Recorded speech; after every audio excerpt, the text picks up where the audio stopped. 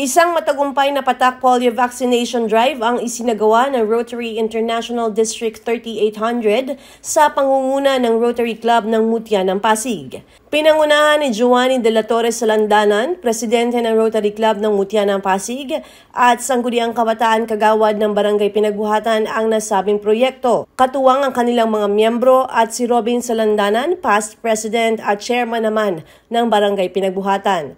Halos 100 sanggol ang nabigyan ng proteksyon mula sa polio sa pamamagitan ng libreng bakuna. Dumalo rin sa programa si Governor Bobby Zamora kasama ang iba pang mga opisyal ng distrito at aktibong Rotarians na nagbigay suporta sa kampanya laban sa polio. Nakibahagi rin ang ilang kagawad ng barangay, City Health Office at Barangay Health Center upang masigurong maayos ang programa.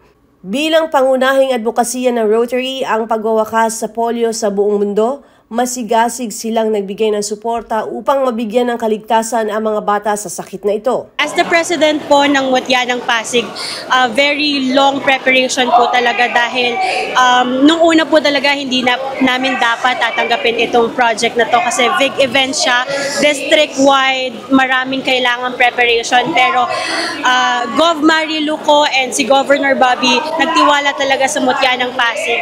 Kaya naman maraming proseso, lalong-lalo na ang aming past president na si Katay Tek, siya po talaga yung naging abala sa proyektong ito. Lahat ng preparation from food, venues, lahat po ng kits na ibibigay sa mga bata, yung mga health center, lahat po.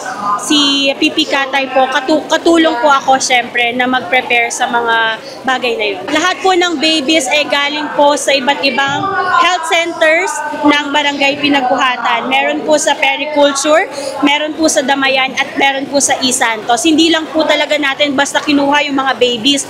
Sila po yung mga nakaschedule talaga ng November 6 para sa polio. Ang mga nandito po na pinatakan natin ng polio ay 0 to 3 months. Sinasagawa po ito dahil para po maiwasan yung mga disease or yung mga sakit na mga maaaring makuha ng baby. Though wala pong polio na record sa ating bansa, meron lang po isa, if I am not mistaken, sa ibang lugar, pinagpapatuloy pa rin po ito ng District 3800 at ng buong family ng Rotary.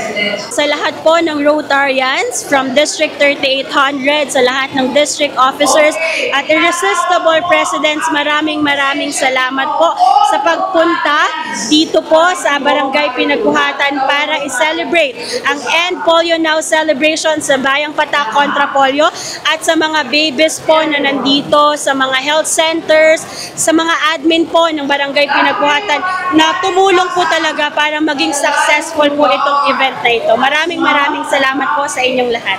Salamat po sa Rotary International at sa District 3800, sa lahat ng Rotarians sa proyekto ng End Polio. Natutuwa po ako kasama ng Barangay Council, Barangay Pinagbuhatan, na dito ginanap sa aming barangay ang proyektong ito. Tatapusin na natin ang polio dahil alam ko naman na sa dami ng may sakit na polio sa buong mundo ay nagpapasalamat na ako dito sa Pinagbuhatan na ganap ang proyektong ito. Muli ako ay nagpapasalamat sa aming Governor, kay District Governor Bobby Zamora, kay Mayor Vico Soto at sa City Council. I-end na po natin ang polio, pasaksakan po natin ang ating mga anak dahil alam na po natin na makakatulong ito sa kanyang kinabukasan. Malaking tulong din sa mga magulang ang libreng bakuna na nakabawas sa kanilang gastusin para sa kalusugan na din ng kanilang mga anak na kanilang ipinagpasalamat. Maganda po yun sa mga bata kasi libre lang. Kasi sa PIDYA, mahal. Yung iba po nasa 2,000 pataas. Depende po siguro sa mga PIDYA na meron. Salamat po kasi may palibre silang ganito. Malaking tulong kasi ma-end natin yung polio sa bata. Libre na din. At least dito libre. Thank you. Thank you, libre.